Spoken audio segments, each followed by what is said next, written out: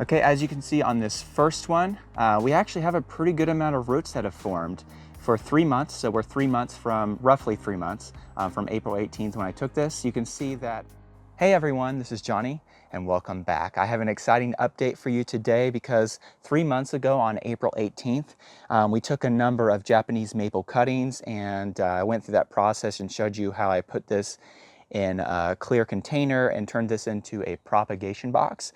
But it's been 3 months and that's enough time that they should have developed a good root system. So what I'm going to do is I'm going to go ahead and take a look at these, see what kind of root system they have developed, and assuming they have roots, because a lot of these plants 3 months later still look pretty good. So I'm assuming they have good root growth. And then we're going to pot those up with a mix of sphagnum moss and a mix of potting soil.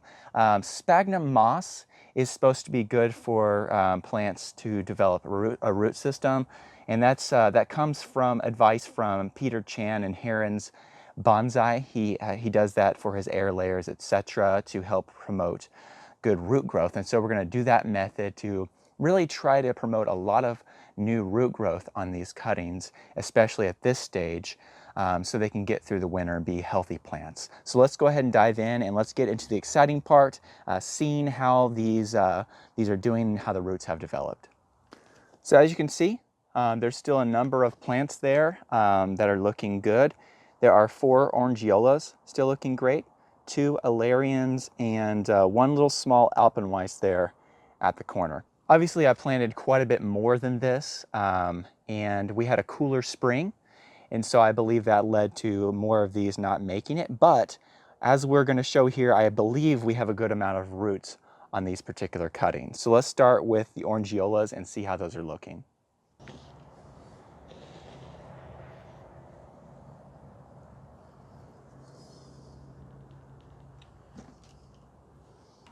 Okay, as you can see on this first one, we actually have a pretty good amount of roots that have formed for 3 months. So we're 3 months from, roughly 3 months, from April 18th when I took this. You can see that this actually grew quite a bit of new growth during that period of time in cuttings, and that's usually a good sign this long term that you have a good amount of roots. So you can see that we had success there with that one. I'm going to be potting this up in a square pot here. And once again, I'm going to be using a mix of potting soil and this wetted sphagnum moss to hopefully develop a good root system. So I'm going to kind of layer a little sphagnum moss there at the bottom, mix a little of the potting soil in with this, and just continually kind of layer this around carefully, not wanting to disturb the root system that we have, but I do want to promote more of those roots to grow. And I think the sphagnum moss is going to be a good way to encourage this growth. And I'm excited to see how this works out. I'm not going to push down very hard, just slightly push down on this. I'm going to put more potting soil near the top and the sphagnum moss near the bottom where the roots are really going to grow. And this will allow maybe some of this potting soil nutrition to trickle down into the rest of the plant. So just slightly push down there, not trying to, once again, squish those roots. Okay, there's our first one. So far, so good. I'm going to stick these in a tray that doesn't have holes in it and just slightly bottom water this for a little bit to keep the sphagnum moss moist and keep the roots reaching down. That's also something Peter Chan from HERONS BONSAI does with his air layers. I've seen him do that, put them in a tray of water. So I'm going to try that as well. But there's that first one. Once again, a good amount of root growth. Very happy with that one. When you dig these up, you want to be really careful to reach as far under as possible and try not to disturb the roots. So once again, it has a good amount of roots. As you can see, it actually has some thicker roots here, some good thick roots, and a really long one there. So that's actually doing pretty good as well. You see some new growth there. And overall, that one's looking great. And this orangiola is once again, I believe, going to be a good, successful tree. So we're going to go ahead and pot that up the same way.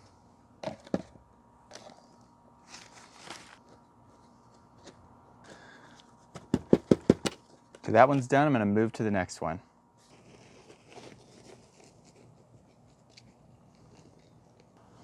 Okay, this one is interesting because, as you can see, the growth looks great. The growth in the green part still looks great. But as you can see here, it looks like it's trying to grow some new growth there, but it's not. That doesn't look like a root. So I'm probably going to go ahead and give this one some more time. Go ahead and put that back in and see if maybe, since it's still looking good, see if that will grow roots later on.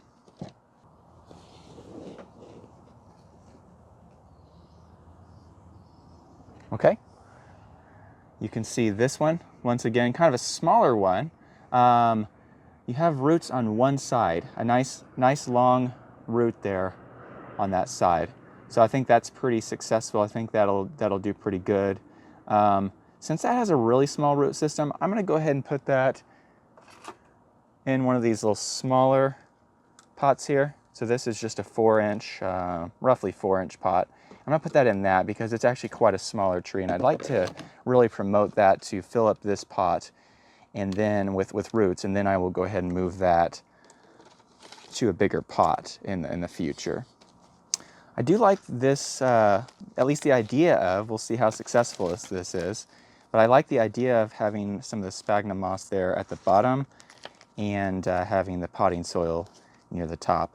Once again, make sure that your sphagnum moss is coming from a sustainable source, and there are sustainable sources that I've found for sphagnum moss, so make sure you're getting a sustainable sourced sphagnum moss that's not depleting our environment. So there you go, got that one. And I will water these in just a little bit, but there's that one. And we'll move on so we've gotten the orangiolas. 3 out of those 4 that are left had good roots, as we showed. Let's move to the alarians. Hopefully those look great and they look beautiful. Hopefully those have rooted as well.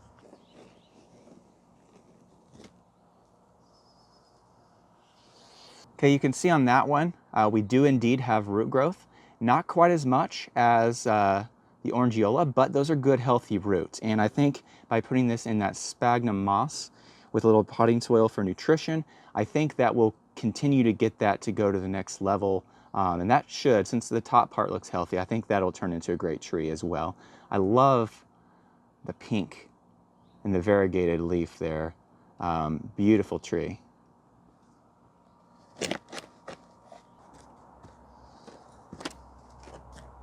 Okay, there's that one. Let's move on to the next one. Okay, the next one is also an alarian. Let's get that one and see how those roots have developed.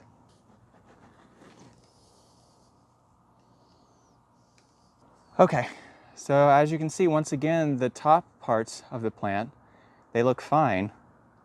But down below, I don't see any root growth. This still looks like a viable cutting, so I'm going to go ahead and stick that back down in the box and once again give it a little more time, and maybe a month from now it'll make it, maybe not. Maybe if it hasn't rooted by now it won't, but that one is definitely worth giving a little more time and seeing. Okay, the very last one is an ALPENWEISS. It's a very small one. Let's go ahead and get that one and see if that actually has a little bit of roots as well.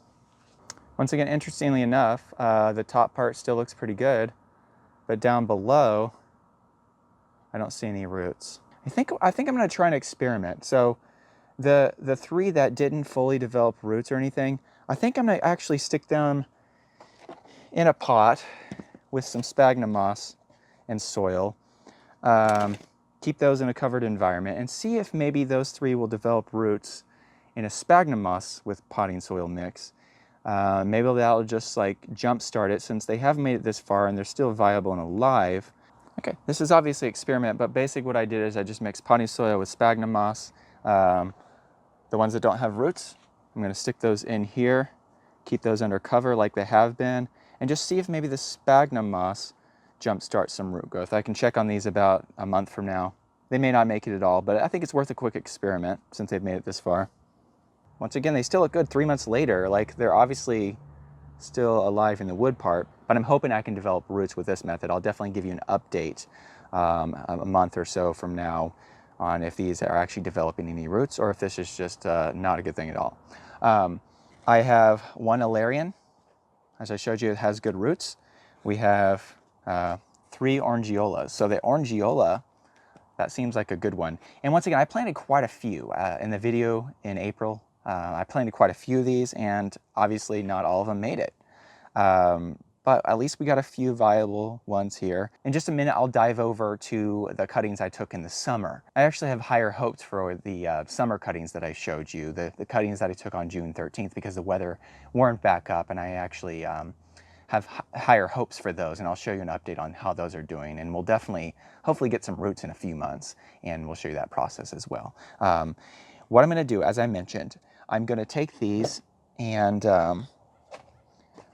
I'm going to stick these in one of these trays like this.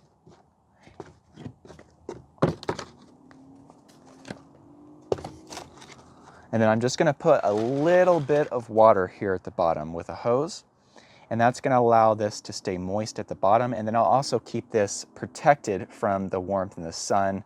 I think I'm gonna go ahead and probably put something over this to cover it, at least for the first bit, before the root systems have really developed enough to keep this alive. I don't want these to die. So they still need to be covered, they still need to be protected, but I'm gonna put a little water at the bottom this time. So as you can see, I don't have a lot there. I'll make sure that I probably have about ½ inch to 3/4 of an inch of water there. I don't want these to be water soaked and waterlogged and rot, but I want to keep them moist. I'll also stick this experiment one in here as well, and I'm going to go get that under cover. And you also want to make sure that you mist this regularly, just like the other ones.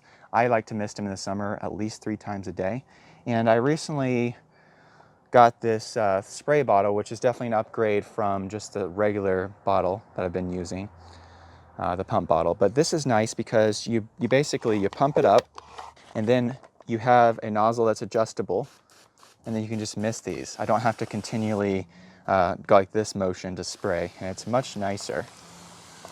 I got this on Amazon, it's pretty inexpensive. So once again, as a reminder, make sure that you do a good job labeling these plants so you know what they are in the future. It's especially important if you have varieties that look very similar. But as you can see here, I just have a basic label where I've put the information that I need: the Japanese maple, Acer palmatum, variety Orangiola, and the propagation was done by cutting spring of 2022. All right, moving over to the cuttings that I took on June 13th, my summer cuttings.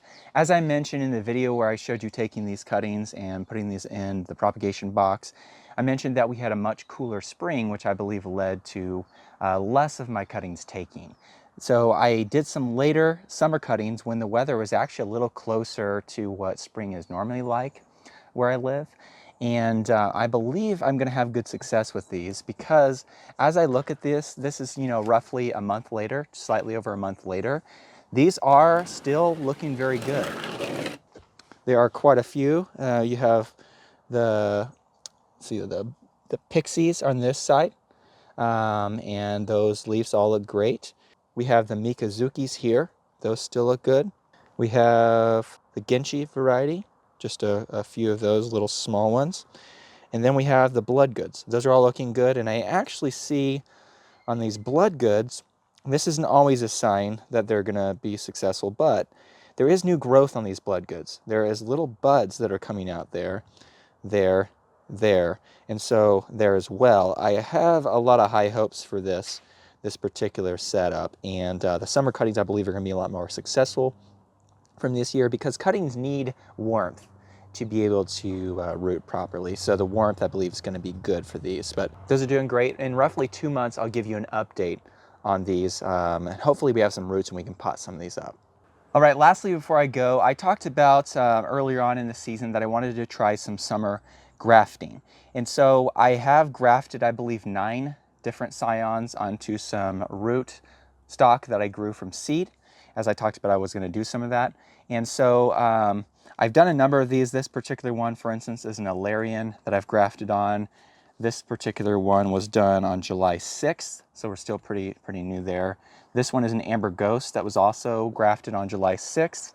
And then on July 2nd, I did a Peaches and Cream scion on this particular one.